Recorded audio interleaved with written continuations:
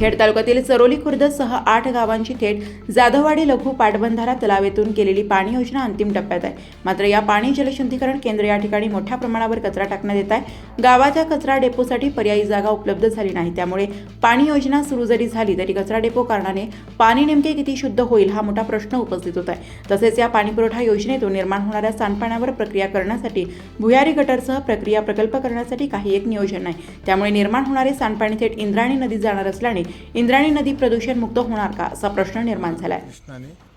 मी कृष्णाने कंपनी ग्रुपमध्ये site engineer म्हणून काम देखरेख करतो आणि या 8 गावाची योजना आहे ती प्रगतीपथावर आहे, लवकरच पूर्ण होईल। आणि सांडपाण्याचं ती काही योजना आपल्याला त्याच्यात आमच्यात काय अजून ती माहिती नाही। आणि लाईनचं पूर्ण होत आलेलं आहे काम, ते बी पूर्ण होईल लवकरात लवकर।